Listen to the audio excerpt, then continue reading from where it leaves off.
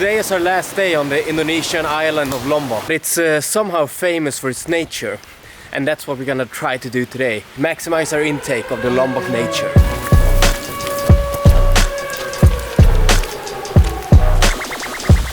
According to legend, our friend told us that we are gonna be able to swim in the waterfalls as well. Hello. I can hear some water running. Seeing that tree going out over the drop. So you do not want to fall down here.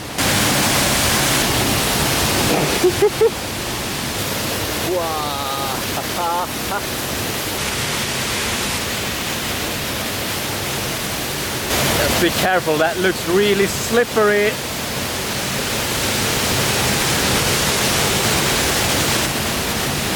That is Mr. Oliver Nordin, ladies and gentlemen.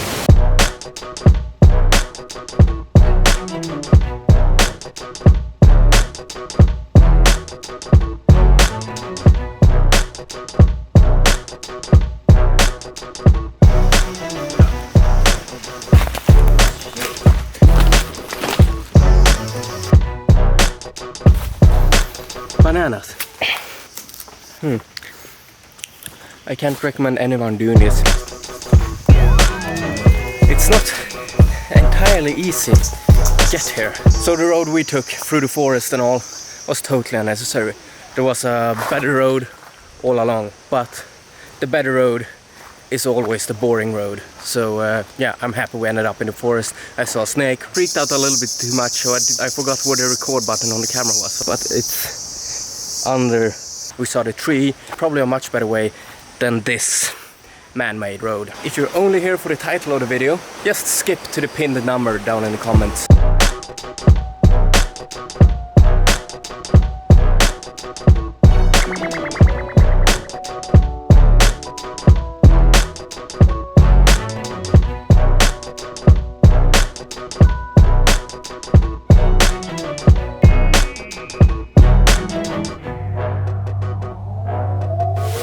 There's one thing I love, it's shower heads with good thrust. And this one qualifies!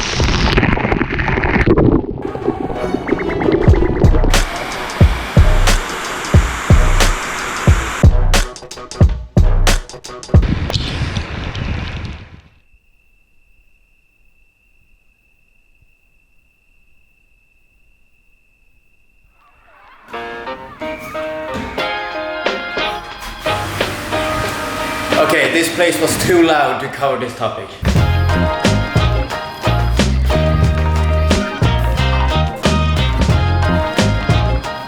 It's a perfect spot, abandoned or not even finished rooftop floor in Bangkok with this nice view. So, how do you travel with a small income? It's easy. There is no easy or correct answer to this, but this is how I do it, broken down into 4 steps.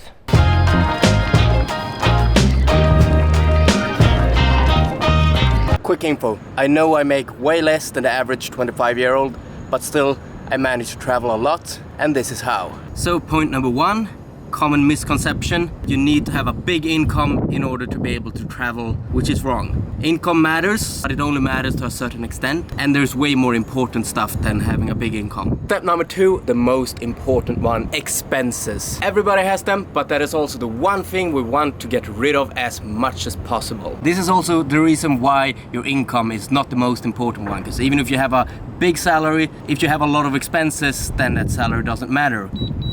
Oh. Drone is returning home. Let's stop this. Something I get a lot is people that say, oh, I'm so jealous that you can afford to travel a lot. Then you see most of these people posting a picture of their brand new TV, always having the latest iPhones and out at fancy restaurants, club nights, etc. That's something I stopped doing a long time ago in order to afford travel. So if you're truly jealous, then just stop spending money and you could travel as well.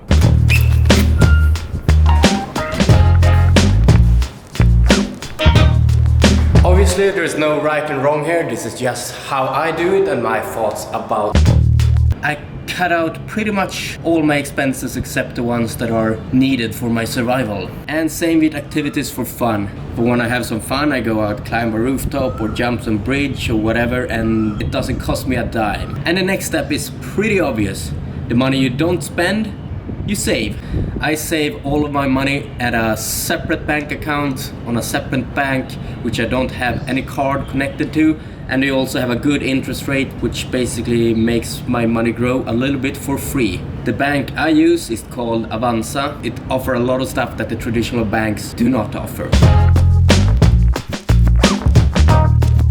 And here's another misconception. It's crazy expensive to travel. And that's just not true. There's a lot of cheap flights to be found, even to the most exotic destinations. You just need to be flexible with the dates you're flying on, and you might have to accept a layover or two. What I do is that I go to Momondo or Skyscanner, usually Momondo, I like that interface more. I type in the destination I want to. They have a convenient little bar at the top. I type a date around the time I would like to travel, and then they have like a calendar, so I can press a lot of different dates and I can see a lot of different prices for all of those dates. One thing you could stay away from that I did in the beginning when I used to travel was that I always went for the absolute cheapest flight I could find. Like, even if it saved me like $10 or $20, I would go for a 36-hour flight instead of a 20-hour flight, which in retrospect is incredibly stupid. Then the second thing that will eat up your money is accommodation. And there's a lot of ways you can save money or even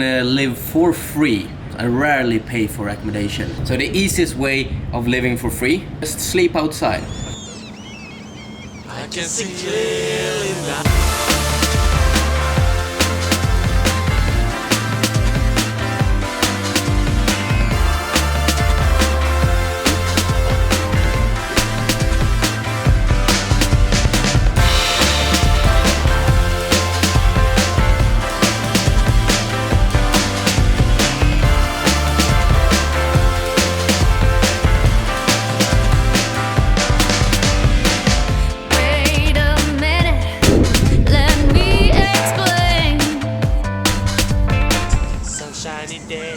If you want to sleep outside, do a little bit of research first and don't go to the countries where there's a rainy season the time you're visiting. And if you would like to have a roof over your head and still live for free, there's a lot of good options. I don't know if there's a lot, but we have Couchsurfing, a social network for people who want to have a roof over their head and like maybe sleep at the floor or in a couch or whatever at somebody else's home.